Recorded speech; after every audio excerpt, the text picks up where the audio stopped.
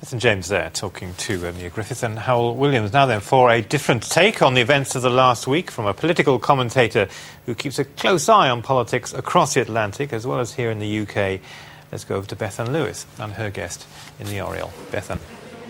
Thank you, Phil. Well, I'm joined now by Denis Campbell, an American living in Wales and editor of UK Progressive magazine, for his take on Gordon Brown's troubles and the state of British politics at the moment. You've just come back from the United States.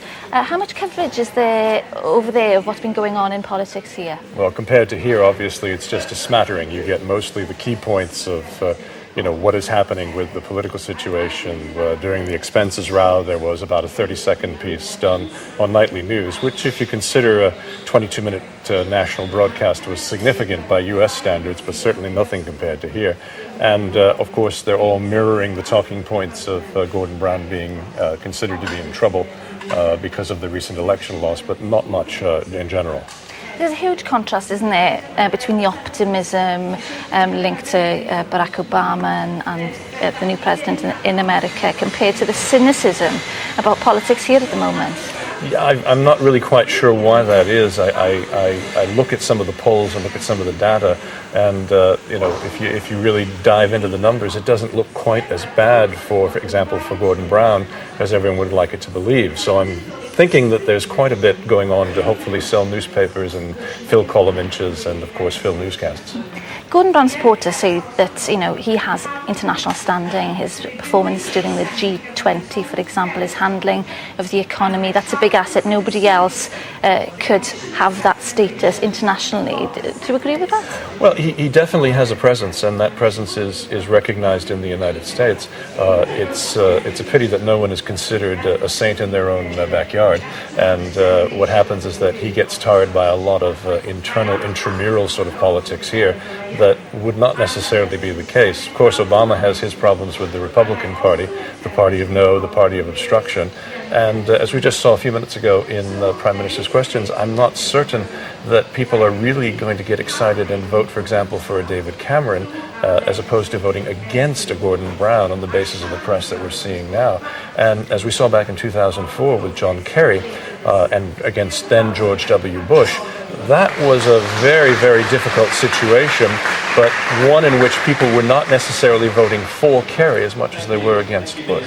So you're a bit more hopeful for Gordon Brown's chances than a lot of people, maybe? I wouldn't say hopeful, but if you look at the numbers that have to be overcome, I mean, he has to swing 6% roughly of the seats in order to claim a majority and seat a Conservative government. That's only been done twice. That was in 1992 with Tony Blair, and in 1945. So it's a huge climb, and if I were Gordon Brown in the Labour Party, I'm not so sure I would necessarily be looking for the lifeboats at this point.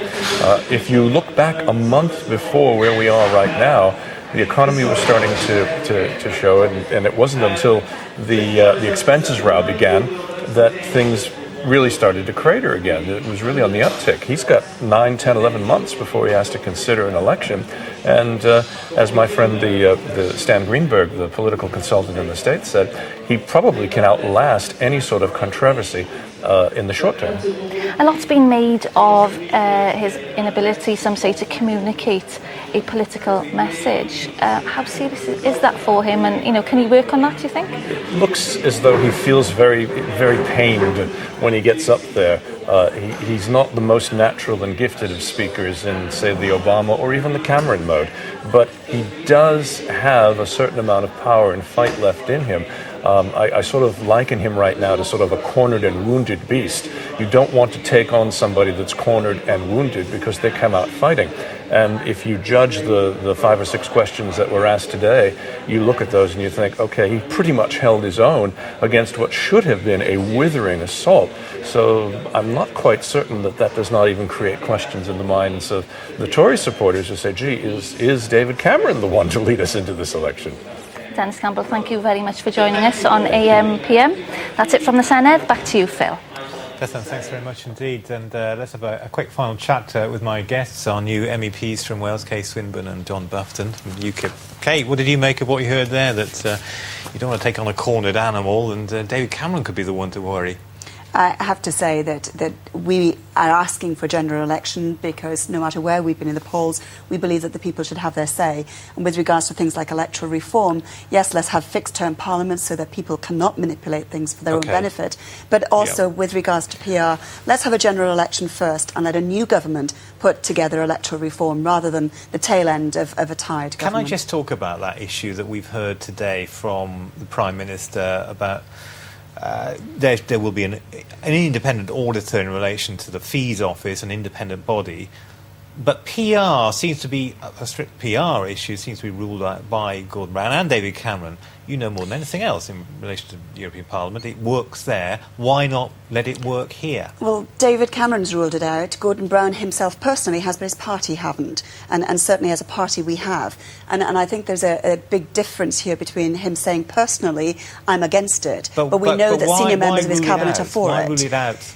My issue with it is exactly what I've been having on the doorstep for the last 15 months when I've been campaigning, is that they cannot name their MEPs. The constituencies become much, much larger. There's a big disconnect between the constituents and their MPs. I disagree. If we go to I disagree on that point because John. I think on the PR system now, the public are angry. They want to have change. At the moment, the general election will be won and lost on marginal seats. So in the heartlands of the Tory land and Labour land and such, the same people come out to vote as they've always have done. But what about that issue of, as Kay was saying, that you'll lose that connection between... No, if we can have real change, that MP people can see what's happened in Wales now in the European election, that a UKIP MEP can be elected on PR, if they know that their vote counts, I think it'll engage with people and we get a higher turnout.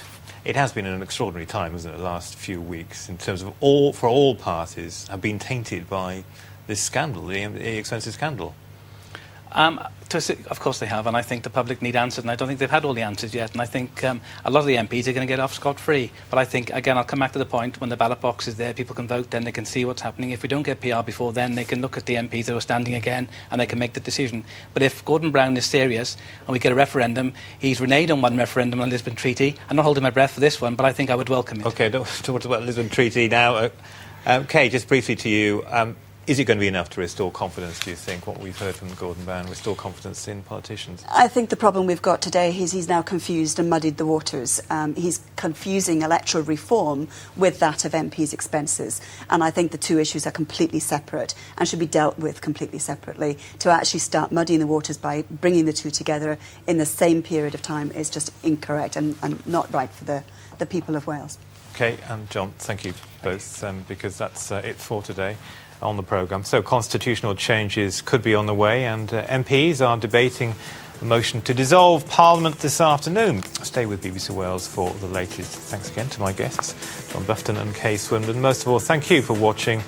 I'll be back with you next Tuesday for First Minister's Questions. Until then, goodbye.